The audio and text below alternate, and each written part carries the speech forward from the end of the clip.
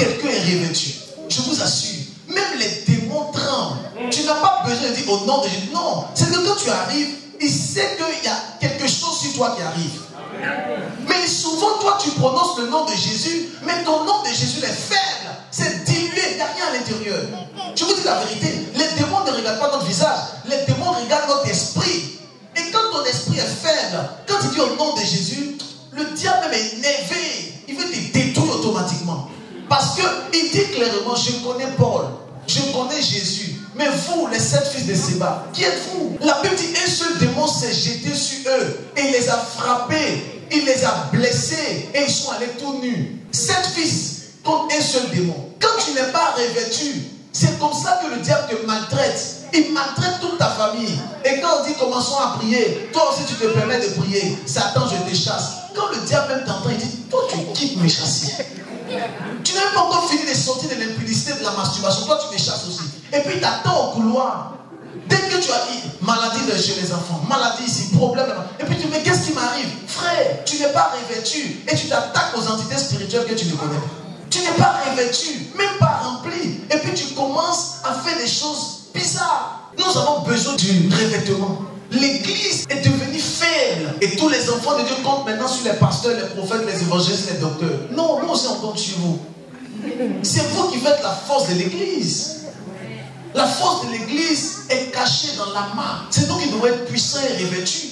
Mais le problème, tu n'es même pas revêtu. Maintenant, tu dois avoir quelle forme de puissance? Étienne était un serveur. Ça veut dire que quand l'église finit comme ça, ceux qui servent à la table là, c'était Étienne. Étienne opérait des miracles terribles malgré qu'il servait à la table. Maintenant, toi, tu chantes. Qu'est-ce que tu fais? Toi, tu chantes. Il est bon de louer Dieu. Quelle onction que tu portes? Parce que moi, je suis venu seulement pour chanter.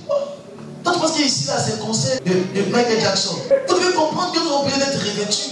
Une chambre qui n'est pas capable de dégager l'onction, ça fait juste pitié. Misérable, jette le micro, va faire quelque chose d'autre. Ah non, comme moi je suis à l'accueil, moi j'accueille seulement les gens. Frère, Étienne même lui n'accueillait pas. Étienne était juste derrière. C'est quand le culte finit, il donnait le pain aux gens, il opérait les miracles. Il était revêtu. Mais toi, nous devons chercher, mes amis, le revêtement dans le jeûne. Et souvent quand tu dis à quelqu'un, il faut jeûner, il dit, eh moi je voulais jeûner, hein. Mais c'est à cause des médicaments. Tu prends les médicaments, le docteur dit, tu prends les médicaments, papa.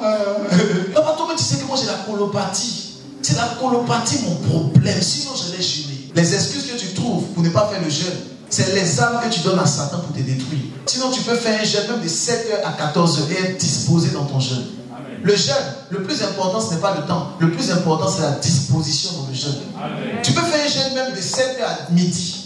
Mais tu es disposé dans ton jeûne. Nous devons jeûner. Si tu veux être revêtu de puissance et d'autorité, tu as besoin de jeûner. Depuis le verset qui arrive là, tu dois jeûner tous les jours, toutes les semaines, chaque mois, tu dois être dans le jeûne. Tu dois demander à Dieu d'être revêtu de puissance. L'église est née dans la puissance. On ne peut pas te dénaturer. Tu es un homme et une femme de puissance. Si un poisson, tu l'enlèves de l'eau, tu le jettes ici, il va mourir. Même si on prie pour lui, les volos, Marabayo, Kaliadava, il mourra. Pourquoi? Il n'est pas dans son élément et dans son état naturel. Toi, ton état naturel, c'est la puissance. Tu es né dans la puissance. Dieu t'a conçu dans la puissance. Ta venue sur cette terre est une forme de puissance. Donc le fait de pouvoir ne pas accepter la puissance, c'est le fait de pouvoir te prendre de l'eau et on te jette sur la terre ferme comme un poisson. Tu vas te débattre, mais tu finiras par mourir parce que tu n'es pas puissant. Tu n'as pas d'autre alternative. Tu dois être puissant. Tu es contraint à être puissant. Sinon le diable va te manger. Les démons te mangeront. Je te dis la vérité, ils vont te manger. Ne prenez pas les exemples de tout le monde. On dit Salomon a demandé la sagesse. Et les gens disent oui, Salomon a bien fait. Frère, son papa s'appelle David. Il a l'argent. Salomon lui-même vit dans la gloire. Pourquoi il va demander la richesse? Il va demander la sagesse. Parce que c'est le était déjà prospère. Moi, si Dieu descend ici, il dit Seigneur, donne-moi l'argent s'il te plaît au nom de Jésus. J'ai dit les dons spirituels. Dieu fait quoi avec les dons encore? Les dons sont déjà là. Moi, je veux l'argent. Donc, tu demandes en fonction de ce dont tu as besoin. La fausse humilité ne vient pas de Dieu. Donc, vous devez comprendre que vous et moi, nous avons une alternative. C'est la puissance. Nous avons la force, c'est la puissance. Nous devons être revêtus. Et ça passe par le jeûne. Tu dois jeûner. Prends des temps de jeûne comme ça. Et le dernier élément qui nous permet d'être revêtus, c'est la prière. Vous savez, la prière, ce n'est pas seulement le fait de dire des beaux mots. La prière, c'est le fait de parler à Dieu. De parler à Dieu constamment. Qui est déjà resté dans la présence de Dieu depuis 6 heures du matin? Il prie juste pendant la nuit jusqu'à 6 heures du matin. Qui a déjà fait ça? Lève la main, tu as prié de 6 heures jusqu'à 6 heures. Voyez, souvent, tu es à la maison et tu sais que tu n'as pas de travail, il n'y a pas de travail à faire. Il n'y a rien à faire. Tu vas faire quoi dehors? Reste à la maison. La Bible, la prière, la Bible, la prière. Tu es en train de te revêtir. En fait, ce que tu ne sais pas, il y a une voile qui vient sur toi. Tu dois être en contact avec ton Dieu. Et quand tu es en contact avec ton Dieu constamment, qu'est-ce qu'il fait? Il met sur toi un manteau. Voyez un peu? Imaginez-vous une femme qui est constamment en train de discuter avec son mari. Même si quelqu'un d'autre crie son nom et qu'il appelle bébé, c'est moi ton mari. Elle va dire tu as dit la même phrase, mais ta voix, ce n'est pas la voix de mon mari. Parce qu'elle a l'habitude de parler avec son mari, elle connaît la voix et le thème vocal de son mari. Isaïe a dit quoi? Il a dit que la voix que j'entends est la voix de qui? De Jacob. Mais les mains sont les mains d'Ésaü. Ça veut dire que tellement qu'il était en contact avec Jacob et Ésaü, il connaissait leur voix. Maintenant, comment toi tu vas faire pour connaître la voix de Dieu si tu ne parles pas avec lui? Tu ne sais pas quand c'est le diable qui te parle, tu ne sais pas quand c'est Dieu qui te parle, tu ne sais pas quand c'est ta chair qui te parle. Et souvent tu nous sors des révélations terribles. Un jour, une dame qui est venue, papa, j'ai eu une révélation, vraiment, Dieu m'a dit que c'est elle-là qui est mon mari. Il dit, Dieu ne m'a pas encore dit ça aussi. Puis souvent, le diable vient te parler pour te détruire. Tellement qu'il veut détruire la vie de ces personnes, il est dans des visions mensongères. Il veut te détruire. Et tu penses que c'est Dieu qui t'a parlé, oh c'est Satan qui t'a parlé. Mais tu n'arrives pas à discerner. Lorsque quelqu'un est constamment en présence de Dieu, il est revêtu. C'est-à-dire qu'il est sensible à l'esprit. Il est sensible. Et quand il vient au culte, il est disposé. Mais il y a des personnes, lorsqu'elles viennent au culte, là ils sont en train de prêcher là. Elles sont en train de regarder les cheveux du prophète. Et vraiment ces cheveux-là. Si on prie pour ça même, c'est sûr que peut-être il va bien arranger. La chante aussi, la dernière fois, elle venait chanter là. Et la chante là. Vraiment, elle chante bien. La chante là, elle crie trop dans le micro. On doit la changer.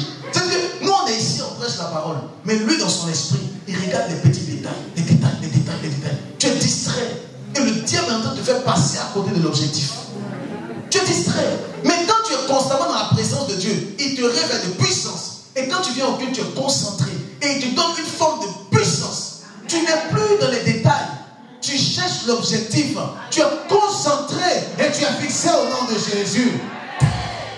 Tu n'es pas dans les petites choses. Et telle personne est venue, il ne m'a même pas salué. Et vraiment, l'autre là même m'a fait ça. Tu n'es pas dans les détails. Tu es concentré sur ton objectif. Amen. Alléluia. Quelqu'un me dit un amen bien. Amen. Vous devez comprendre ça. Lorsque nous sommes en prière, que nous parlons à Dieu, Dieu envoie vers nous une onction et une puissance. Pourquoi? Parce que simplement l'atmosphère dans laquelle nous nous trouvons est une atmosphère polluée. Et comme l'atmosphère est polluée, Dieu doit changer notre atmosphère. Donc plus tu parles à Dieu, plus il enlève ce qui est mauvais et il te donne quelque chose de glorieux. Fais l'expérience. Décide de passer du temps avec Dieu. Et tu verras. Le problème, c'est que tu travailles. Et comme tu travailles, tu n'as pas trop le temps. Et quand tu rentres, tu es fatigué. Et tu n'as plus le temps pour prier. Il faut avoir l'art de l'organisation. Je t'ai expliqué ça la dernière fois. L'art de l'organisation, c'est être capable de pouvoir faire les choses bien quand il faut le faire. Ça veut dire que tu sais que tu dois prier et que tu dois être en contact avec Dieu. Tu sais aussi que tu dois aller travailler pour avoir aussi des finances. Parce que Dieu a dit, celui qui ne travaille pas, qui ne mange pas. Amen. C'est ça ou pas? L'homme mangera la sueur de son front. Amen. Bon, il y a d'autres qui mangent à la sueur de autre chose, même au niveau de leurs bras et tout ça. Mais nous, on mange à la sueur de notre front. Dis amen bien. Amen. Et tu dois comprendre, excellent enfant de Dieu, que c'est bon de travailler, mais c'est aussi bon de prier. Alors, qu'est-ce que tu fais?